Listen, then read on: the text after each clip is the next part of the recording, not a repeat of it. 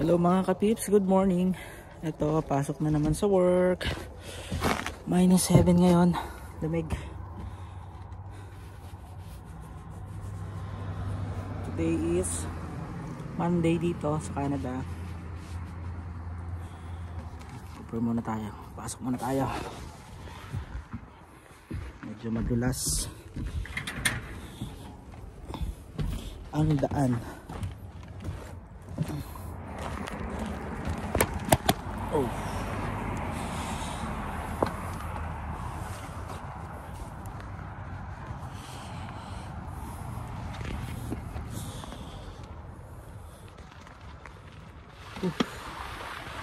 Ulit. -7 po. Malamig.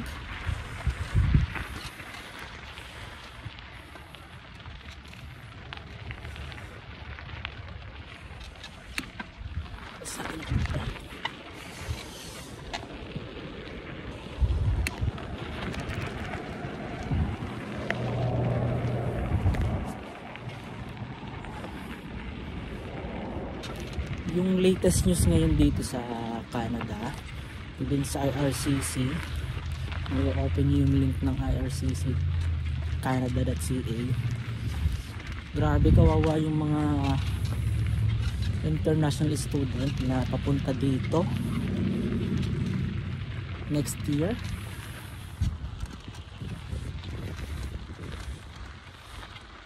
Kasi yung show money nila na dapat ipakita before, from 2001 up to now, is 10,000 Canadian dollar yung kailangan nilang ipakita. Pero this coming January 2024, start ng January 2024, is itataas nila. Ginawa nilang 20,635 Canadian dollar.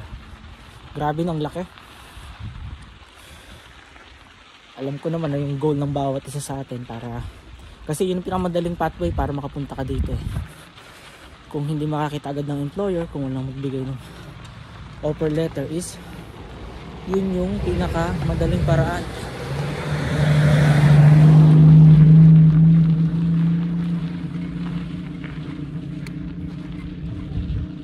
Yung pagiging international student.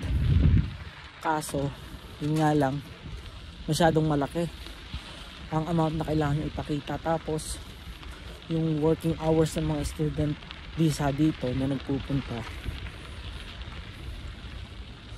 valid pa yung full time na working hours nila until April 2024. After that,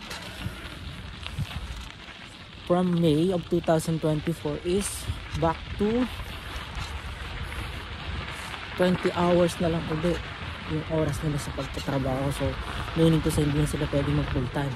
And yung mga nandito na sa Canada, dapat nakapag-apply na sila para sa working hours nila until December 7. So anong date niya yun? December 11. So yung mga hindi nakapag-apply ng December 7 is hindi na rin sila makakapag-work ng full time. Siguro kaya marami rin yung mga nagiging homeless, tingin ko lang. Kasi talagang malaki yung gastusin nila, especially yung mga international student. Yung mga katrabaho ng biro mo, laki na nang ginastos sa international student. Tapos pagka-graduate, maghahanap sila ng work, eh kailangan dumaan dito sa agency para makapag-work. Pagbabayad pa sila sa agency para lang makapagtrabaho, and another expenses na naman yan. And hindi basta-basta rin yung ginagastos nila. Yung isa kong katrabaho, ang nagastos niya 20,000 Canadian dollar para lang makapagtrabaho dun sa company namin. Grabe, million talaga yung ginagastos. Kaya ay advice sa mga pupunta dito as international student, mag-isip-isip muna kayo. Hindi ko naman sa sinasabing panghinaan kayo ng loob, pero that's the reality. yung magiging gastusan ninyo is malaki. Kailangan nyo paghandaan nyo. Siguro kung talagang mapera, na-afford naman yung ganung klase ng amount, why not? Pero kung mangungutang ka lang para lang makapunta dito is, I think it's better to wait muna. Kasi yearly naman, nagbabago rin naman yung kanilang mga program, yung kanilang mga policy. And ang balita ko nga is yearly magpapalit din sila ng show money para sa mga international student. Kasi nga ang dami ng international student dito, kaya nagkakaroon ng shortage sa mga bahay. Yun yung isa sa mga nakitang solusyon ng government dito, yung ganon. Pero yun nga lang, magsasuffer yung mga students. Ang hirap, no? Yung goal lang naman talaga karamihan nandito is to become permanent resident. Kaya nandito, so para sa akin mas much better. Siyempre million yun kung kukumputin mo sa pera natin, naabot ng million yung gagastusin ng mga tao dito. I think much better kumuha na lang muna kayo ng experience dyan sa Pilipinas, yung mga related na skilled worker dito, especially yung mga supervisor, yan ang mga kuhanin yung experience para once makapag-apply kayo sa mga agencies, wala kayo masyadong gagastusin, mas makakatipid pa kayo. Kasi napakahirap po talaga. Kasi pagpunta mo dito, hindi lang naman yung amount yung nakakailanganin mo.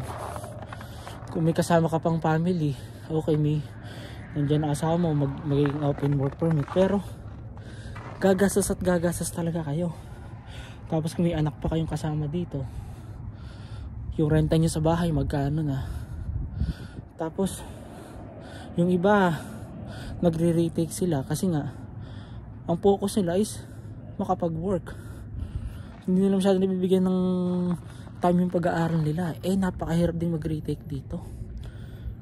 Yun yung mahirap sa isang international student dito, na nakikita ko na talagang magsasuffer kayo financially. Dapat talaga financially freedom. Any amount kaya nyo ilabas kung pupunta ka dito as international student. Pero para sa akin, mas better na mag-gain na lang muna kayo ng experience. Siguro dyan, kuha muna kayo 1 to 2 years. After that, apply kayo sa mga agency. And yun, at least hindi masyadong malaki. Kasi kung million, kung ako lang yun, i-business ko na yun. Kung sa akin lang yun, ha, pang ninegosyo ko na lang kasi masyadong malaki. Kaya ako nandito para mag-ipon ng ganong kalaking amount, di ba?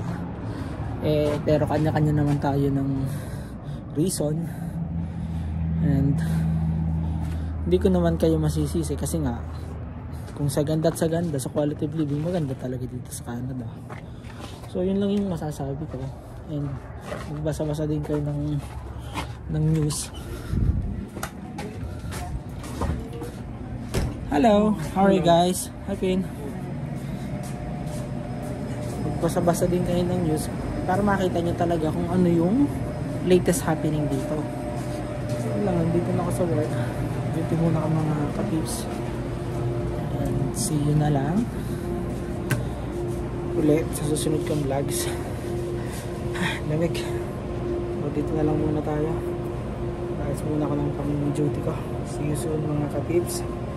Thank you for supporting my channel, and like na rin ang video na to, and comment down below ano yung mga gusto nyo pang mga i-vlogs ko sa mga susunod na araw. Okay, so ingat kayong lahat dyan palagi. Ayan o, yan ako nag-work. Ayos muna ako. Ayan o. Hi! Sige mo, ka-work ko. So yan, God bless you all. Bye-bye mga ka-tips.